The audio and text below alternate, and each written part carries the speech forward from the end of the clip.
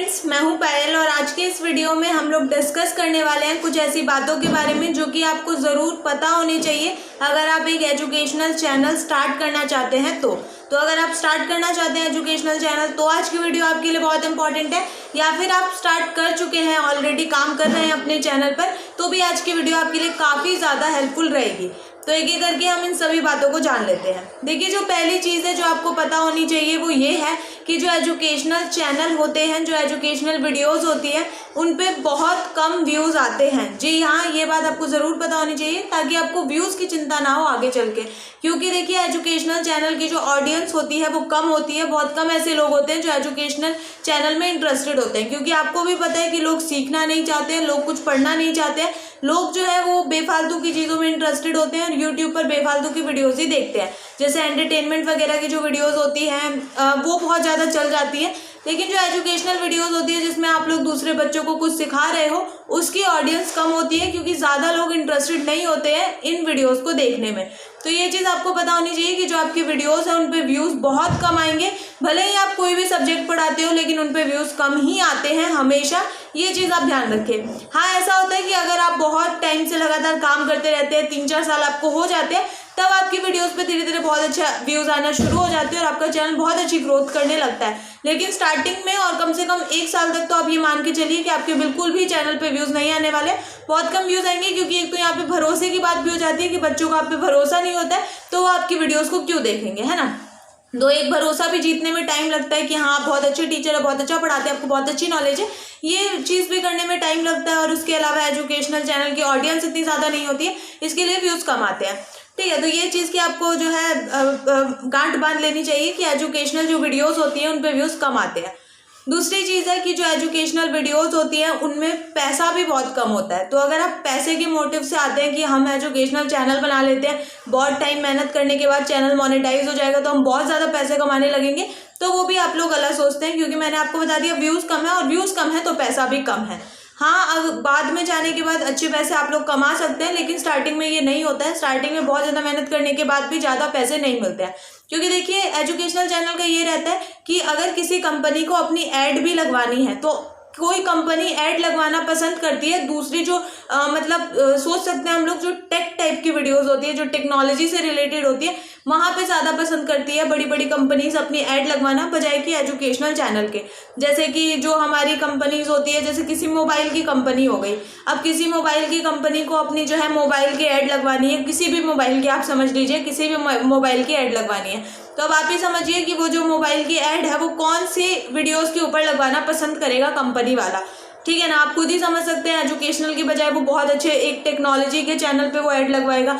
तो ये बात भी ध्यान रखना ज़रूरी है कि पैसा भी कम है यूट्यूब से। अगर आप कमाना चाहते हैं और आप सोचते हैं कि आगे हम चैनल बना लेते हैं, कुछ टाइम में हमारे अच्छे पैसे आ जाएंगे, तो उतने अच्छे पैसे आपके नहीं आएंगे जितना कि आपकी दूसरी कैटेगरी से आ सकते हैं। तो ये एक बात ध्यान रखने की ज़रूरत है। अगर आप जानना चाहते हैं कि कैसे किस तरीके से पैसों का हिसाब रहता है एजुकेशनल चैनल में, तो उस पर मैं एक वीडियो बना दूंगी, आप मेरे को कमेंट सेक्शन में बता सकते हैं। ठीक है, तो दूसरी चीज़ आपको ये पता होना चाहिए कि एजुकेशनल जो चैनल होते हैं उनमें पैसा कम है। तीसरी चीज़ है कि जब भी एजुकेशनल चैनल बना रहे हैं तो क्लियर हो चाहिए कि आप चैनल क्यों बना रहे हैं। पहली बात तो यही है कि अगर आप पैसों के मोटिव से बना रहे हैं तो मत बनाइए, क्योंकि उतना ज़्यादा पैसा आपको नहीं मिलेगा, तो आप निराश होकर डिमोटिवेट होकर यहाँ से चले जाएंगे। तो पैसा मोटिव है मेन, तो कोई और चैनल स्टार्ट कर लीजिए जिनमें बहुत ज़्यादा पैसा होता है, उनमें भी मेहनत ज़्यादा होती है, लेकिन फिर भी एजुकेशनल चैनल से ज़्यादा व्यूज़ आपको वहाँ पे जल्दी मिल सकते हैं। तो इस चीज़ का ध्यान रखें कि पैसा अगर मोटिव है तो ना बनाएं। दूसरी चीज़ है कि अगर आप गाइडेंस देना चाहते हैं बच्चों को, आप चाहते हैं कि हम गाइड करें, क्योंकि आज प्रॉपर गाइडेंस की बहुत ज़्यादा ज़रूरत होती है बच्चों को। थोड़ी थोड़ी चीज़ों पे आपको पता है बच्चे कैसे कैसे कदम उठा लेते हैं। तो अगर आप एक गाइडेंस देना चाहते हैं बच्चों को, एक राइट डायरेक्शन दिखाना चाहते हैं, फिर आप एजुकेशनल चैनल खोल रहे हैं, तो वो एक अच्छी चीज़ है। तो आप आगे तक चल सकते हैं, क्योंकि देखिए तब आपको व्यूज़ की चिंता नहीं रहेगी और पैसों की चिंता नहीं रहेगी, क्योंकि आपका मेन मोटिव ये रहेगा कि मुझे जो है बच्चों को गाइडेंस देनी है। जितने भी बच्चे मेरी वीडियोस देख रहे हैं, भले ही वो कम हो, लेकिन कम से कम उनको एक अच्छी गाइडेंस में दे पा रहा हूँ। ठीक है ना, तो अगर गाइडेंस देना आपको मेन उद्देश्य है तो आप डेफिनेटली एक एजुकेशनल चैनल बना सकते हैं और उस पर आप लंबा चल सकते हैं, पैसों के लिए नहीं। ठीक है, तीसरी चीज़ होती है कि अगर आप ये करना चाहते हैं, मैंने इधर लिख दिया है, मैं इधर से देख के आपको बता देती हूँ। हाँ, कि अगर आप सोसाइटी की हेल्प के लिए एजुकेशनल चैनल बना रहे हैं, क्योंकि बहुत सारे ऐसे बच्चे हैं जो अपनी ट्यूशन की फीस वगैरह नहीं भर पाते हैं और उतना पैसा उनके पास नहीं होता है, तो भी आप अगर एक एजुकेशनल चैनल बनाते हैं तो भी आप बहुत ज़्यादा आगे तक चल सकते हैं, क्योंकि आपको लगता है कि हाँ भाई जितने भी बच्चे भले ही कम मेरी वीडियो को देख रहे हैं, लेकिन जितने भी बच्चे मेरी वीडियोस को देख रहे हैं उनको मैं अच्छी तरीके से अपनी चीज़ें समझा पा रहा हूँ। ठीक है, तो एक सोसाइटी की हेल्प का अगर आपका उद्देश्य है तो आप डेफिनेटली बहुत आगे जाएंगे, लेकिन एक पैसा नहीं एजुकेशनल चैनल में। ठीक है, इस चीज़ का आपको ध्यान रखना है। उसके बाद देखिए एक फ़ायदा भी होता है एजुकेशनल चैनल का, और ये सभी चैनल का फ़ायदा कि अगर आप एक एजुकेशनल चैनल खोल लेते हैं और उस पर आप बहुत आगे चले जाते हैं लगातार काम करते करते, भले ही यूट्यूब से आपकी उतनी ज़्यादा अच्छी अर्निंग नहीं होती है जितने बाकी क्रिएटर्स की होती होगी जो दूसरे कैटेगरी के हैं, उतनी ज़्यादा अच्छी अर्निंग अगर आपकी नहीं भी हो पाती है यूट्यूब से, तो भी आप बहुत दूसरे तरीक़ों से कमा सकते हैं।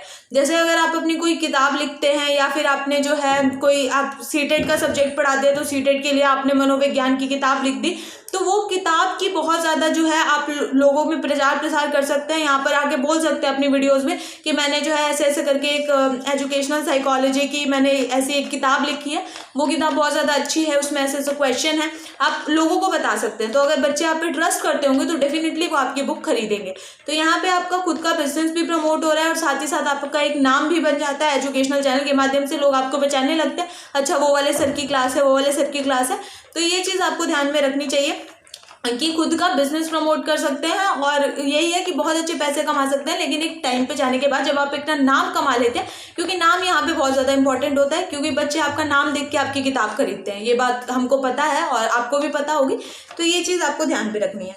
ठीक है, तो यही है कि ये कुछ चीज़ें हैं जो आपको पहले से पता होनी चाहिए कि हाँ भाई ऐसा तो होगा ही कि आपके व्यूज़ नहीं आएंगे, सब्सक्राइबर नहीं बढ़ेंगे, और जो आपका मोनेटाइजेशन के लिए जो क्राइटेरिया होता है 1000 सब्सक्राइबर और 4000 घंटे का वॉच टाइम, वो पूरा करना भी बहुत ज़्यादा मुश्किल होता है एजुकेशनल चैनल के लिए। मैंने बहुत सारे लोग देखे हैं जिनको 1.5-2 साल हो गए हैं, लेकिन ये क्राइटेरिया पूरा होकर नहीं दे रहा है। 1000 सब्सक्राइबर तो कैसे करना कैसे कर लिए हैं, लेकिन 4000 घंटे का वॉच टाइम पूरा नहीं हो रहा है, क्योंकि आपको भी पता है कि बच्चों का अटेंशन बनाए रखना थोड़ा सा मुश्किल होता है, क्योंकि ऐसी जो वीडियो जिसमें हम इन्फॉर्मेशन वगैरह देते हैं उसमें तो चलो अटेंशन बना रहता है, लेकिन जो ऐसी एजुकेशनल वीडियोस होती है उनमें बच्चों का अटेंशन बना रहना भी बहुत ज़्यादा एक बड़ी बात होती है। तो बच्चे बहुत जल्दी वीडियो को छोड़ के चले जाते हैं, और वीडियो को छोड़ के चले जाएंगे तो डेफिनेटली उससे वॉच टाइम आपको बहुत ज़्यादा खराब मिलेगा। तो इसके लिए ये क्राइटेरिया पूरा करना भी मुश्किल होता है, लेकिन बस यही है, धीरे धीरे आप लगातार काम करते रहेंगे तो क्यों नहीं क्राइटेरिया पूरा होगा।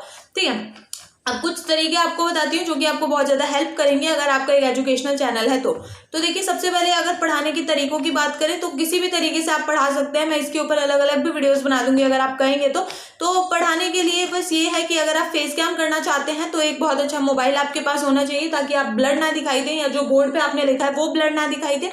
तो एक अच्छा मोबाइल होना चाहिए बस, और कुछ नहीं चाहिए। थोड़ा सा जुगाड़ वुगाड़ करके, जैसे मैं ट्राइपॉड का बना रखी हूँ वैसा आप लोग भी कर सकते हैं, क्योंकि मेरे पास भी ट्राइपॉड नहीं है। और अगर आपकी आवाज़ तेज है, कॉन्फिडेंट है, तो वहाँ पे आपको माइक की भी ज़रूरत नहीं पड़ती है, जैसे मेरे पास भी कोई माइक नहीं है। तो ये सारी चीज़ें होती है फेस कैम में।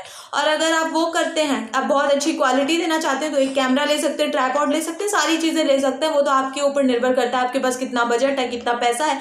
ठीक है, और दूसरा तरीका होता है कि आप सिर्फ अपने मोबाइल से स्क्रीन रिकॉर्डिंग के थ्रू पढ़ा सकते हैं। तो स्क्रीन रिकॉर्डिंग के थ्रू पढ़ाने के लिए आपको कुछ नहीं चाहिए होता है, एक मोबाइल चाहिए होता है और उसमें कुछ एप्लीकेशन चाहिए होती है, जैसे DU रिकॉर्डर बहुत ज़्यादा इंपॉर्टेंट होता है, पिक्सल लैब इंपॉर्टेंट होता है। इसके अलावा जो है आपका PDF होना चाहिए आपके फ़ोन में, ठीक है ना, एडोब करके जो होता है वो आपके फ़ोन में होना चाहिए। तो आप जो है स्क्रीन रिकॉर्डिंग के थ्रू भी पढ़ा सकते हैं। तो इतना ज़्यादा खर्चा भी नहीं आता है, ठीक है, अगर स्क्रीन रिकॉर्डिंग के थ्रू पढ़ाते हैं तो। और भाई अगर थोड़ा बहुत आ भी रहा है तो आपको तो करना ही पड़ेगा। तो ये कुछ चीज़ें होती हैं और ये चीज़ें ही आपको जो है पता होनी चाहिए। उसके बाद है कि अगर पढ़ा भी रहे हैं, एजुकेशनल चैनल है, खोला है, तो उस पर डिसाइड कर लीजिए कि कौन सा सब्जेक्ट पढ़ाएंगे। अगर साइंस भी पढ़ा रहे हैं तो साइंस में भी डिसाइड कर लीजिए कि क्या पढ़ाएंगे, फिजिक्स, केमिस्ट्री, बायोलॉजी, इनमें से कौन सा सब्जेक्ट पढ़ाएंगे। वही सब्जेक्ट, एक सब्जेक्ट लेकर आप पढ़ाते रहिए। और इस बात पर बिल्कुल ध्यान ही नहीं देना है कि व्यूज़ आएंगे, आपके सब्सक्राइबर आएंगे, बस कंसिस्टेंसी से वीडियोज़ अपलोड करते रहिए। एजुकेशनल चैनल है तो मैं आपसे उम्मीद करूँगी कि आप डेली के एक वीडियो तो जरूर अपलोड करें, क्योंकि डेफिनेटली उतना ज़्यादा जो है एडिटिंग वगैरह की ज़रूरत नहीं होती है। आपको बहुत रॉ करके भी वीडियो को शूट कर सकते हैं, पढ़ा के आपको चले जाना है, ठीक है। तो ये एक चीज़ है। तो एक दिन में एक वीडियो को शूट कर लीजिए और अच्छे से जो है उसको अपलोड वगैरह कर दीजिए। लाइव अगर पढ़ा सकते हैं तो बहुत अच्छा रहता है, लाइव बच्चों को ज़्यादा अच्छे समझ में आता है।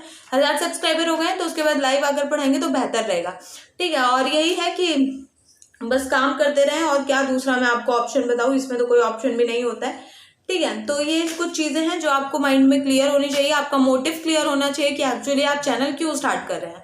ठीक, तो यही सारी चीज़ें आपको बतानी थी। कुछ मैंने भी बहुत ज़्यादा, जब मैंने अपनी वीडियोस बनाई थी तो उसमें मैं बहुत ज़्यादा व्यूज़ के लिए हो गई थी कि मेरे को व्यूज़ नहीं मिल रहे हैं, लोग मुझे देख नहीं रहे हैं, तो इसकी वजह से जो है अब मेरे को ही इसका नुकसान हुआ, किसी और को तो हुआ नहीं। ठीक है ना, तो वो एक वजह थी। तो इसके लिए आपको मैंने ये वीडियो बना के बता दिया कि कभी भी इन चीज़ों के ऊपर ध्यान ना दे अगर आपका एक एजुकेशनल चैनल है तो, क्योंकि एजुकेशनल चैनल अगर ग्रो भी हो जाता है, मान लीजिए 1-2 वीडियो आपकी वायरल हो गई, एजुकेशनल चैनल ग्रो भी हो गया, तो भी बहुत ज़्यादा मुश्किल होता है उस स्थिति को मेंटेन करके रखना। हो सकता है एक वीडियो पे बहुत अच्छे व्यूज़ आ जाए, लेकिन जो बाकी वीडियोस आप डालेंगे उस पे पहले जितने ही व्यूज़ आए 300-400, और एक वीडियो पे बहुत अच्छे व्यूज़ गए हों। तो ये चीज़ें बहुत नॉर्मल होती है, कॉमन होती है एक एजुकेशनल चैनल के लिए।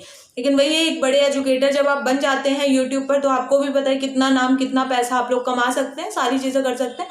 तो बस यही है यार, कंसिस्टेंसी से काम करो। और मैं आपको क्या बताऊँ, कंसिस्टेंसी से वीडियोस अपलोड करते रहो, थंबनेल अच्छा बनाओ, टाइटल अलग लिखने की कोशिश करो, थंबनेल पे ऐसा लिखो कि हाँ भाई आपको जो है एक बार में समझ में आ जाएगा, ये क्वेश्चंस बहुत ज़्यादा इंपॉर्टेंट है, इस तरीके की चीज़ें लिखिए, काफ़ी अच्छा रहेगा। ठीक है, इस वीडियो में इतना ही।